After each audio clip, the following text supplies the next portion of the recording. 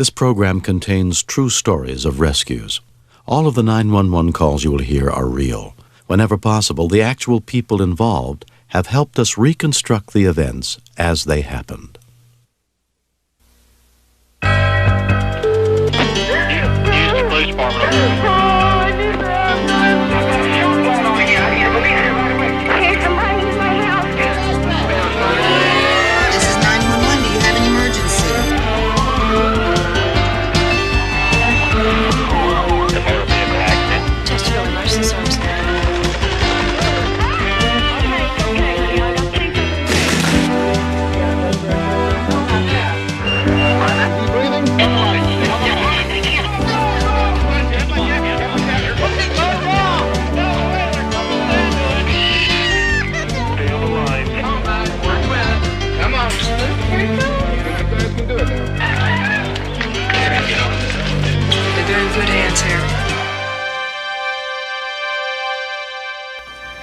We begin on the morning of April 14th, 1992 in Callaway County, Kentucky. Herbert Frederick said goodbye to his wife Paula and headed to class at a nearby university where in less than 3 weeks he would be graduating.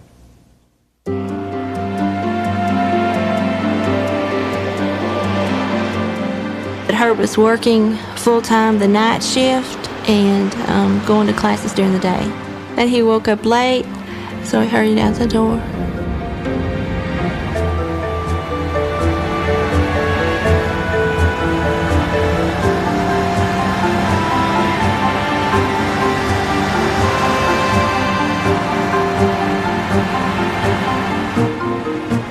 Steve Ernstberger was driving his pickup truck toward Herb on Highway 94. I wasn't going real fast because the morning before I'd lost a load of shingles out of the back of the truck, so I was taking my time that morning.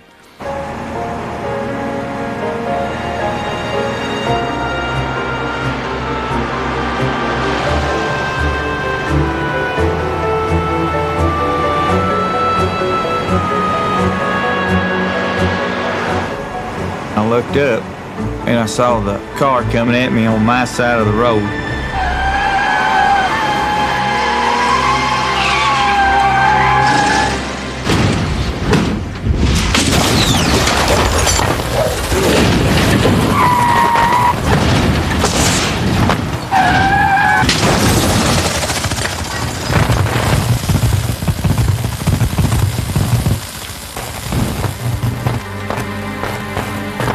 When we continue, I saw power lines down. They were tangled in that tree.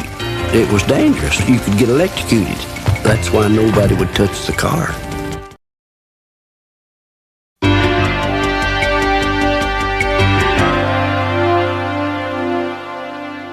when Herbert Frederick's car went out of control, knocking over a power pole and slamming into a tree, Steve Ernstberger and some other passing motorists stopped to see what they could do to help.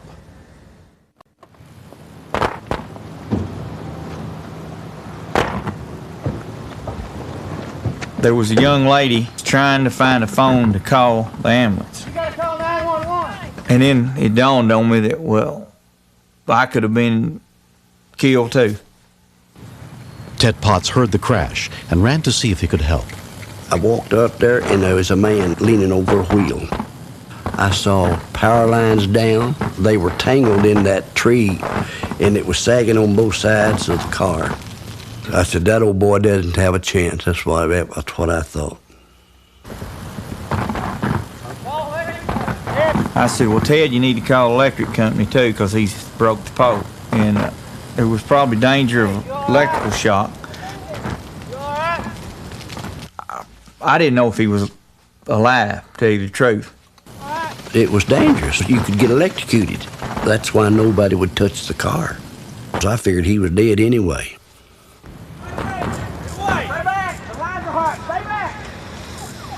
Within minutes, a Murray-Callaway County Hospital ambulance arrived, including paramedic Owen Moore and his partner, EMT Kenny Collins.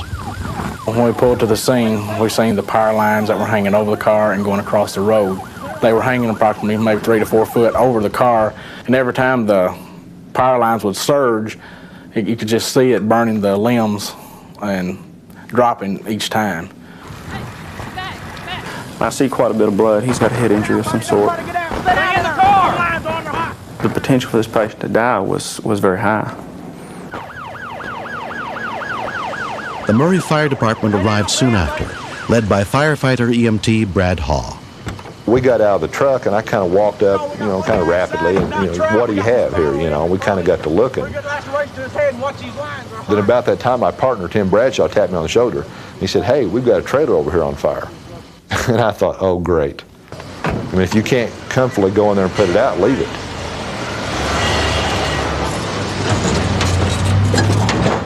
We kind of just looked at each other and it's like, you don't run into a scene where there's power lines involved. You just do not do it, never.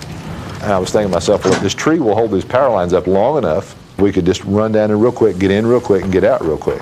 And I know Owen looked at me and he says, well, we can't let him die. Stay down, buddy. Don't try to get out. Stay down in the car. So I want to make sure there's nothing down on the car before I approach it. Stay still. Hold on. With head injuries or other injuries, even though they're unconscious, they will be combative, they'll be moving around. Hold on, we'll get you out here. Watch them lines up our heads over there. Where's the collar? Come on, right here. Just get in.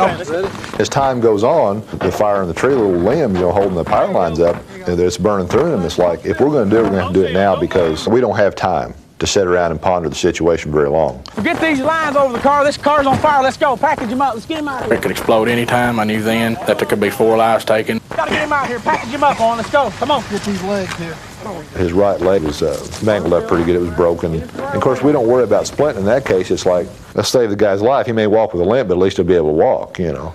Get him out. Okay, get the leg there. I get this. I got him. Let's go. Slide him out. We did it the best way we could. We knew that if we moved him wrong, we knew we could paralyze him or maybe kill him. Stay on each side of him. Got it? Let's go. Hold his head still. Hold his head still. Hold. Stay down, sir. As soon as we got the victim to the ambulance, the power lines were down on the car and the car was totally engulfed. Got him? Got it. Let's go down. Going down. I felt better about what we'd done. I felt like we made a difference because he most definitely would have burned up had we not got him out. One patient involved in a motor vehicle. Cars going. One telephone pole and then a tree head on impact. Paula Frederick came to see her husband at the hospital as soon as she was notified of the accident. I told him that I loved him. Which is fine. And he was going to be okay no matter what it looked like. I just couldn't believe that he had the accident 2.5 weeks before graduation because he had worked so hard all these years to get it, and he had the wreck. 38-year-old Herb Frederick was transferred to Lourdes Hospital 50 miles away with severe head trauma. He was examined by neurologist John Colby. Hold his arms. He got out of these both arms. He had a laceration over his eye. He had a contusion, that's from the brain smacking back and forth inside the skull. He had blood pushing on his brain on the left side. Herb? Reconstructive surgery was performed on Herb's shattered right leg. His wife, Paula, tried to cope with the uncertainty of his future. Herb would do anything for you. He just loved life, and he even working full time and taking classes and with a family, he still made it, and he's so brilliant.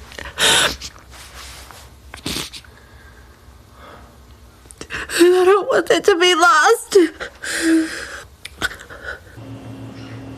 Although Herb lost the sight in one eye, 3 weeks after the accident, he had recovered enough to be transferred to the rehabilitation center. Great. Herb's made an amazing recovery. This is a lucky guy. Yep. He's coming back further than I think anybody thought he would. Had they waited until everything was just right to take him out, Herb might not be around right now. Look over towards me. Look at my finger. Follow it. When I was in the hospital, they said, "You're going home. What are you going to do?" I said, "Let's see. I guess I'll have to wash clothes and wash dishes." And then, believe it or not, I have been doing that, and she really appreciates it.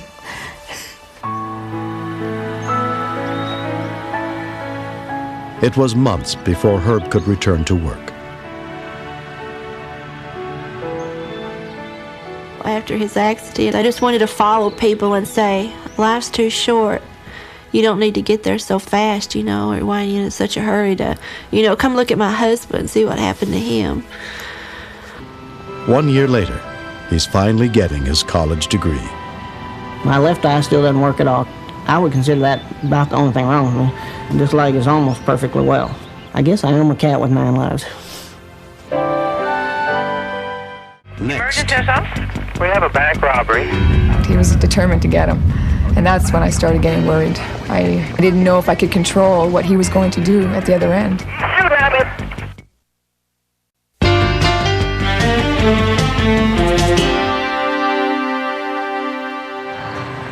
on March 11th, 1992, it was business as usual at a bank in Ottawa, Canada. Around 12:30 p.m., teller Jeff Hamilton noticed a man carrying a knapsack. I didn't see him walking in. I just saw him standing there like, I mean, he could have been a normal customer. And then all of a sudden, it all broke loose. Fill it up. I said fill it up! Come on! We have all kinds of robbery seminars, and they always told us, don't be the hero, let him run the show. Come on! Hey! Hey! He looked right at the guy right off the bat. He almost stood there as if to say, yeah, right, like you're really gonna shoot me, type of thing, right in the branch. You're not gonna look at it. I guess sometimes people react a lot differently when the adrenaline's flowing. He said he was going after the guy. I guess he went with his gut feeling and did what he thought he had to do. Kevin Mulligan's call was taken by Ottawa Police Dispatcher Rosemarie Penio. Emergency house? We have a bank robbery. Canada Trust. Okay, I have the suspect. He's armed. You have the suspect, sir? Suspect. Okay, where are you? I'm at the corner. My coworker got the original call from the bank, and I was right beside her, so I was listening in. We knew what he looked like, and I also knew the officers were already on the way. He's running on foot. I'm behind him on Kerr. Going towards Boyd Avenue. Look, he's going to fire at me, so... Okay, no, don't stay away from him. Don't go close. Are you in a vehicle? I'm chasing him in my vehicle. Okay, just stay where you are. He's running towards Boyd Avenue right now. Boyd, okay. Okay, he's blue, long coat. He's got a toque. He has the bag. He's got a gun. He's got an Uzi. He's armed and dangerous. I wanted him to back off. I really did. I felt he was really getting himself in too deep. What kind of car are you in? I'm in a red Chevy van. Now, I've lost him now. You lost him, eh? I've lost him. He's right in behind here. Okay, I've lost him. Okay, stand in line with me, okay? He's here somewhere. Don't go closer. What did you I don't know where. There he is. The bastard is coming at me. Okay, sir, just calm down. Where is he now? He's shooting at me. He's shooting at me. Shots are fired here. He's shooting. Can't get away from him. Okay, sir, listen to me. Just get away from him. I'm trying. He's behind me. Okay, drive away, sir. Sir, please just drive away from him. I got shots all over my truck. I was so mad. He's yelling at me to stop and shooting at me at the same time. He wants a better shot, I guess. The man is totally bananas. My adrenaline was flowing and I was pumped. What's your first name? Kevin. Kevin, okay. He was determined to get him. And that's when I started getting worried. I felt scared for him, and I didn't know if I could control what he was going to do at the other end. Don't go close to him anymore, okay? Stay back. He's going to shoot at you again. Whereabouts? I think he's headed up towards Turpin Motors. Okay, possibly heading towards Turpin.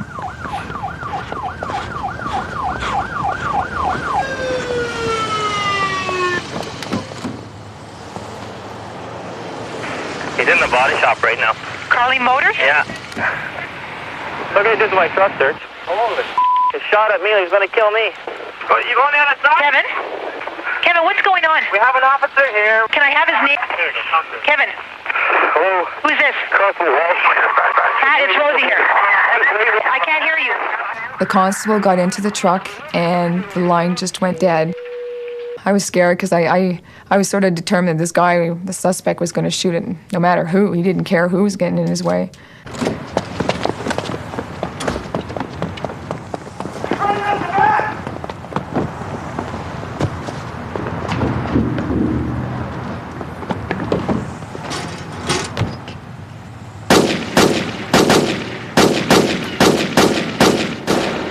I considered taking a shot, but I realized that the traffic behind him on the Queensway was very heavy that day.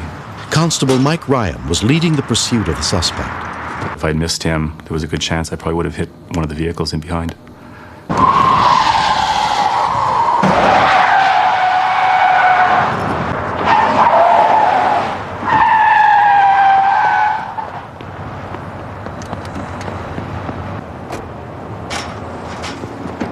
The suspect went through a hole in the fence on the far side of the Queensway, and at that point I joined up with one of our plainclothes officers, Detective Pino, Mark Pino. We were probably a good 40, 45 yards away, and it was a windy day. The handgun's just not going to do the job. The one thing that went through my mind is that this guy is either psychotic or possibly wearing body armor. He almost seemed combat trained. He's got no cover whatsoever, and he's firing back at officers, and he doesn't seem to be frightened in the least. He's heading to Laperia Avenue from the Queensway. He's behind the Taggart's building. 10-4.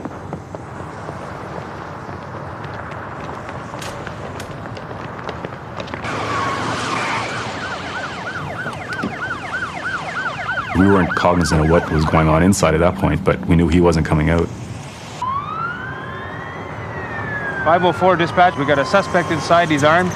He's got 2 hostages. We need the hostage negotiator and activate the SWAT team.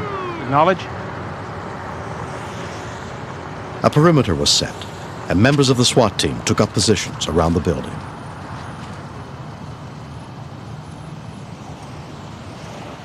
Inspector Elaine Methot was brought in to try to negotiate the release of the 2 hostages.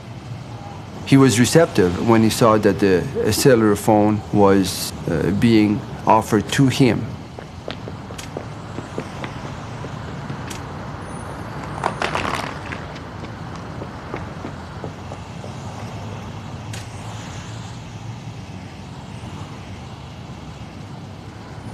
It's very difficult to get him to settle down because he keeps shouting on the phone and does not consent to listen to anything. It was totally impossible to fulfill his request. It would have put the hostage's life in more danger. Don't play with me! I want to go now! This guy was like a bomb waiting to explode. I'll give you 1 hour.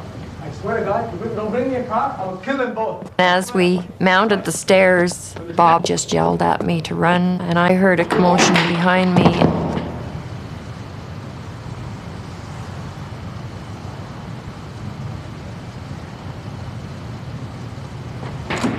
Come on out! Hurry! Hurry! When Bob told me to run, there was nothing else in my mind but to get out of the situation. The man said at several points that he would kill both of us and himself too. Don't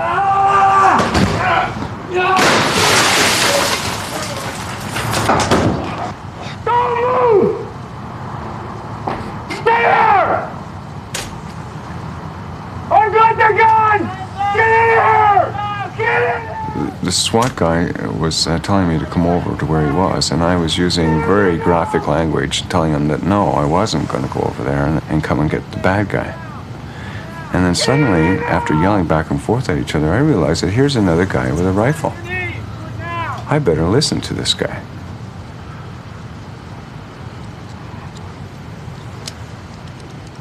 And at that point, one of the officers that had been involved from the beginning, through the chase and everything, came running over screaming, "He's not the bad guy, he's the good guy, let him up." The suspect was apprehended in a stolen car by police staked out behind the building. The man was totally irrational. It was like he had no plan, and someone without a plan and total desperation is very dangerous. I felt I had no choice, that there was no option. And faced with that, I decided to fight. If he hadn't done what he did, I don't think that either one of us would be here today to talk about it. The suspect subsequently pleaded guilty to multiple felony charges and was sentenced to 12 years in prison. Hostage Bob Ireland and the man who called 911 on a cellular phone, Kevin Mulligan, were honored by the Ottawa Police Department. I'm not a hero. I was just trying to follow a guy from a distance to get him apprehended by the police. And it just didn't happen that way. Make a wish first. No. Oh. I wish more people would get involved in helping us out, but I don't want to see anybody get involved and try and do our job to the point where they get shot at or get shot or hurt or knifed or anything else, because that's what we're getting paid to confront these people. That's our job. That's what we're trained for. When it was all over and sitting in bed, I realized I could have got killed. Girls, go and pet the horse. I don't regret trying to get him apprehended, but I do regret that I could have left my family behind. I could have left everything behind just for a crazy fool. Like, instead of being gutsy, it's actually nutsy. For Bob and fellow hostage Marilyn Bosch, the painful memories of that day still linger. I had just gotten through 5 months of unemployment. And then got a break. I was trying to put my life together again. When this man came in to try to take it all away, with no regard for life or anything that was important to me. It's a terrible feeling, but I have good family, good friends. They've helped me tremendously. I was very fortunate. I get to see my family again and carry on. Next. I was just running really hard because I just was thinking the faster I get there, then the sooner he'll get help and the more chance he'll have of living. Corbett's collapsed.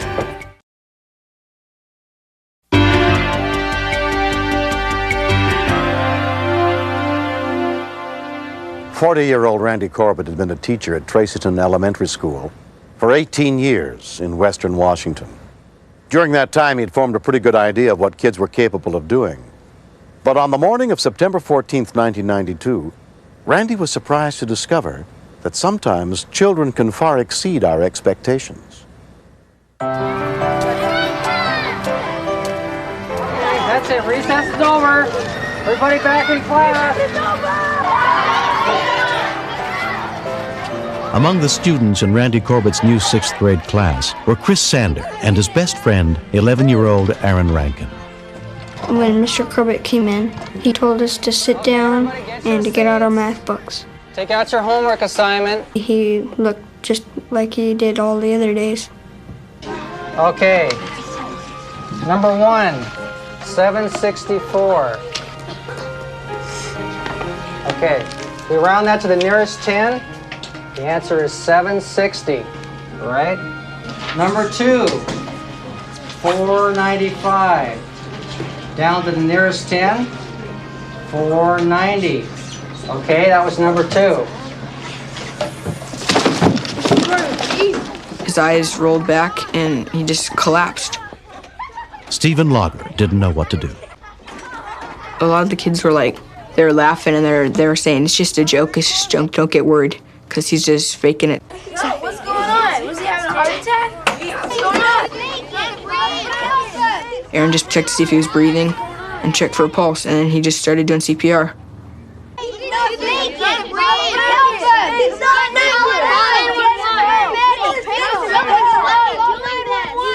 My dad's a paramedic and my mom's a nurse. And my parents taught me to do CPR if someone doesn't have a pulse. I was scared because I figured he might not live. I was just running really hard and I was sweating because I just was thinking the faster I get there, then the sooner he'll get help and the more chance he'll have of living. Mr. Corbett's collapsed. Where? In our classroom. He just fell over. Call 911. Teacher Ben Peterson heard the commotion from his classroom next door. I saw him laying on his back. I immediately felt the pressure. I've got to do something because I thought of his 2 daughters and his wife. Girls, let's go into my classroom. School principal Ann Laurie had taken a CPR class every year for the last 12 years. When I ran into the classroom and realized that There was something awful and real happening. Some of the old trainings kicked in. 2, 3, 4, 5. Come on, Randy. 1. And that was probably one of the most frightening things that I've ever done. 1. Is he breathing? 2. No. 3. I was very aware of the rhythm that we had established with the CPR to the point where I didn't even realize when Carrie had taken over for Ben. Okay. I was only hoping and praying that what we had done as a team was enough.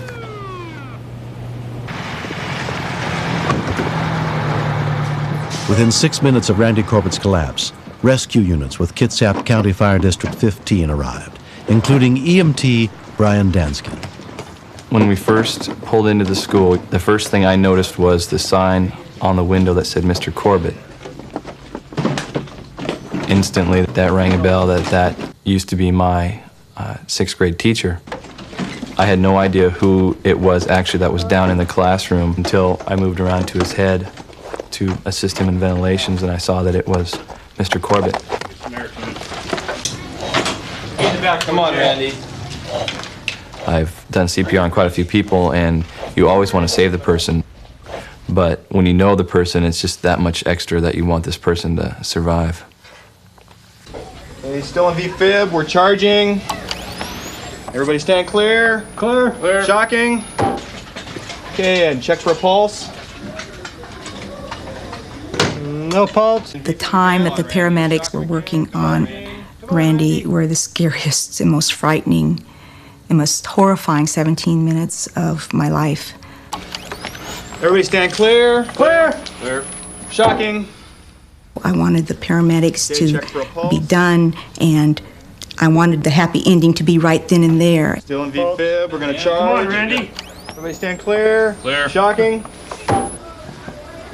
Check for a pulse. Come on, Randy.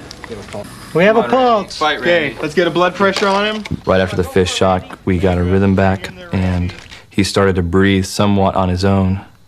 You're up. Way to go, Randy. 35th. Randy was hospitalized for 7 days. Doctors determined that he suffers from an inherited condition which causes the electrical currents in his heart to malfunction and led to his cardiac arrest.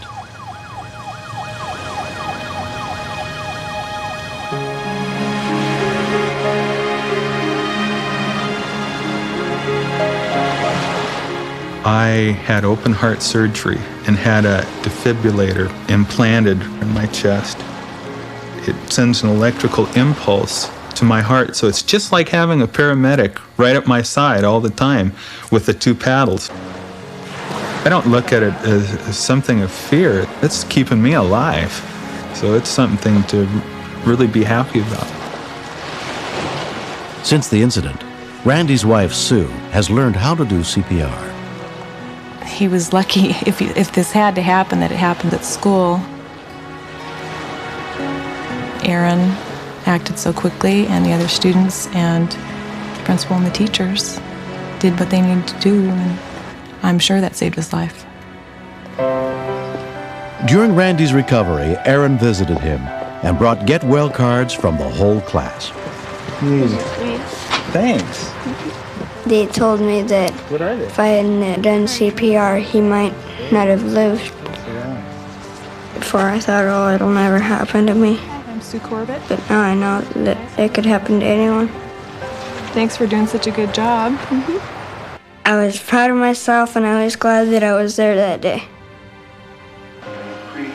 The American Heart Association and the school district honored Aaron for saving his teacher's life.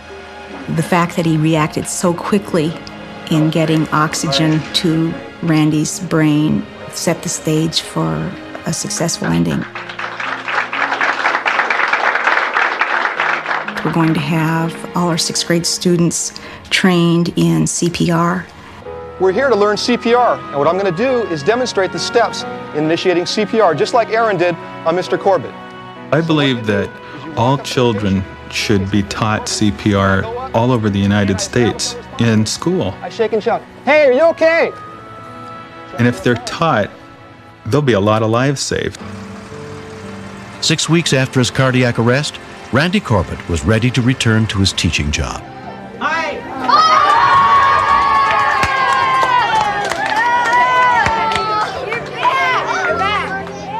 Before it happened, I didn't know what I wanted to do, but now I do. I'm gonna be a paramedic. I wouldn't trade this class for any other class in the United States.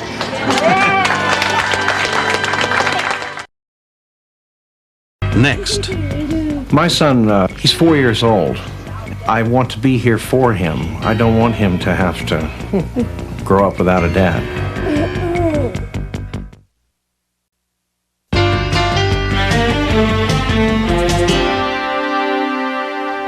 At Presbyterian University Hospital in Pittsburgh, a worldwide center for organ transplants, terminally ill patients live every day with the uncertainty of whether they will receive the donor organ they so desperately need.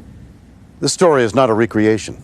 It's the reality of facing death while holding on to the hope that there will be many more tomorrows.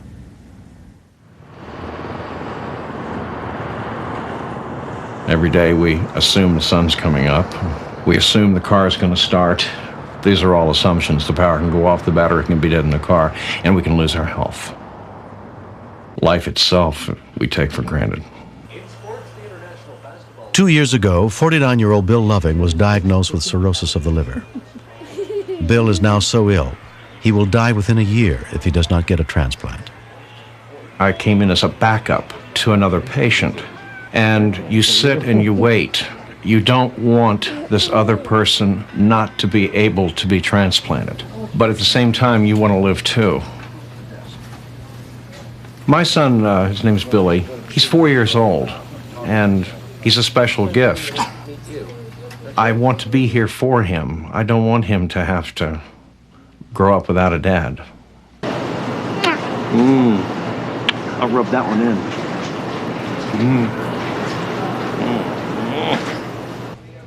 38-year-old Frank Hughes suffers from a degenerative heart condition. For more than a year, he's been waiting for a transplant. He's not expected to survive 6 more months without one. It makes you think about death. It makes you think about God. It makes you think about my little girl's future. We are at a point now where he cannot come home. He has to stay here. He's always been a big macho type man, construction worker, and when they said that he had a heart disease that would eventually kill him, I couldn't believe it. I'm just a young man, and to be this close to death is it's frightening. Center for Organ Recovery and Education, this is Lynn, you're on a recorded line. Hi, Lynn. This is Patty, charge nurse from the trauma unit at Allegheny General Hospital. We have a patient here that could be a potential organ donor. Is it a male? Yes. Age? Almost every time a donation possibility occurs, it occurs because of a tragedy. The families, we hope, are looking for something positive. Maybe some good can come out of their loss. Was the family approached at all? Not yet. We just are in the process of contacting family. Okay. Very early on the morning of December 15th, 1992, Bill Loving's 50th birthday, he gets a wake-up call from Dr. Roland Costa. Mr. Bill, it's Dr. Costa. How are you? I had a good news for you. Yeah. Got one? You had a good liver for you. Oh. Okay? And congratulations. I knew it was going to be birthday. I'm not the least bit afraid of this operation. I look forward to it with anticipation because it's where all the hope is for me. But right now we're just going out to the Greater Pittsburgh International Airport. We're simply going to go to the U.S. Air Gate for the commercial flight that's bringing the organ in. What I'm going to do is just listen to your heart and your lungs. First your lungs. Nice deep breath in the nose for me. Deep breath. Great. Hi. We're with the Center for Organ Recovery and Education. We're going to pick up a liver off of this flight that just came in.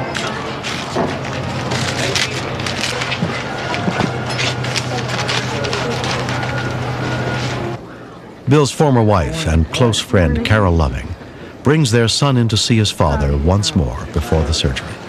Happy birthday, Daddy. Bye. Birthday. Thank you, son. Come here. How you doing, buddy? Billy, he was real good. He was real excited that his daddy was going to get all better. You won't be able to come see me for a couple, 3 days, but then you'll see me again. And you'll come in, and I'll say, sky's the limit, bud. Okay? And I'll be around to be your daddy for a long, long time. Okay? Can I come with you? You can come just so far, son. I don't think you'd want to come all the way with me today. See you on the flip side. Yeah.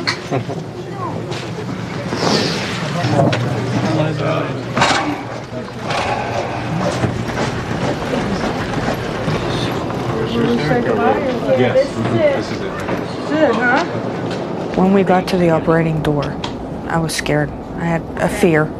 You never know how it's going to turn out. One of the members of the transplant team is Surgeon Carlos Scotti. I can tell you something very important that I learned here. There are heroes in this job, but the most important hero is the donor and the donor's family. They understand they can prolong the life of their own, just giving life to somebody else. And they understand the meaning of life and death.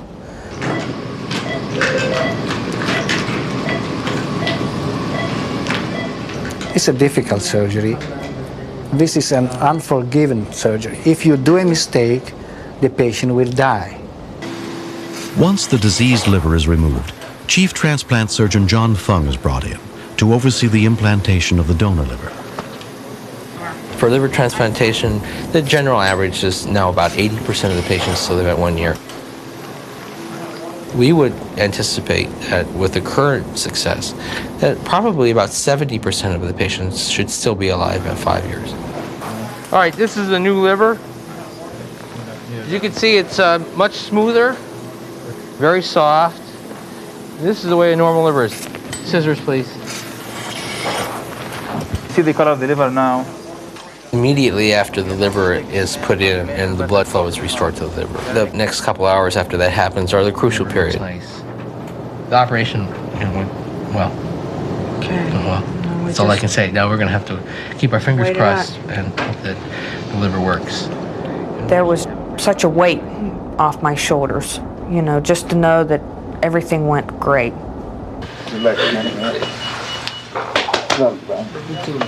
You gotta give Mom a hug. Come on, Mom. 3 days before Christmas, Frank Hughes' long wait for a new heart is finally over.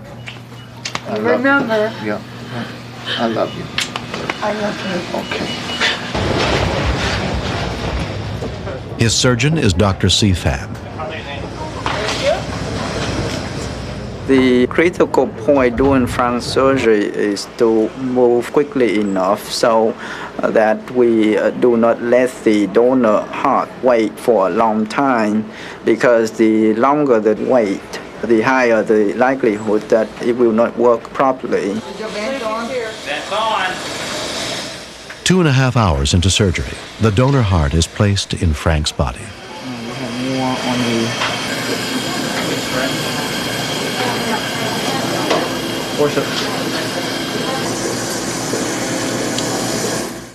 Bill? Hey, good to see you tonight. How are you? Bill? Hi, Carol. Hi.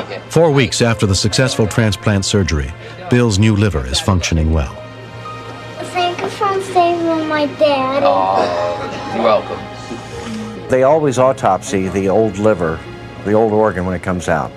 Good, glad to hear that. I was found to have early stage cancer in the liver that was excised from me.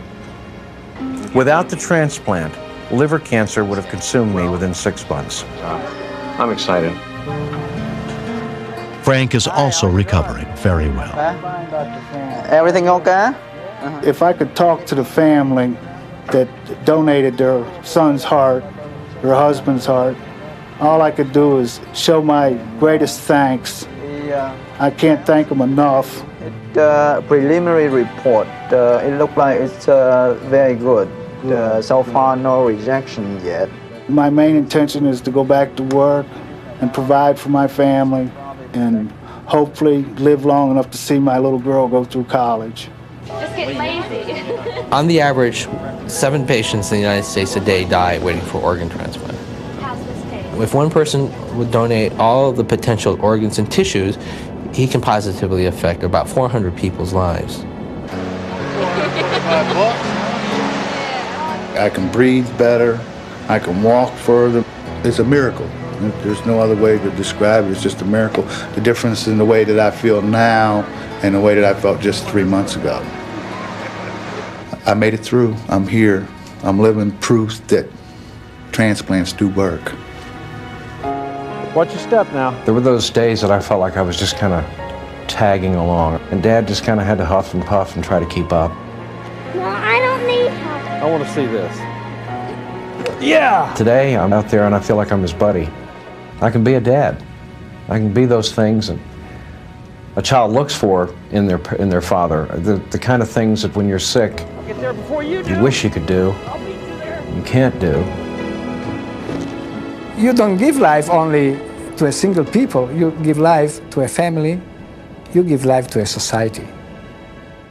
I do everything I can to try to make people understand what it is, or what that level of appreciation is like to be alive, to have that spark of life from someone else who's gone. Day doesn't go by that I'm not keenly aware of my appreciation for that family. And I thank them so very much. The spark of life that's in me gives eternal life to their loved one, because they'll never be forgotten.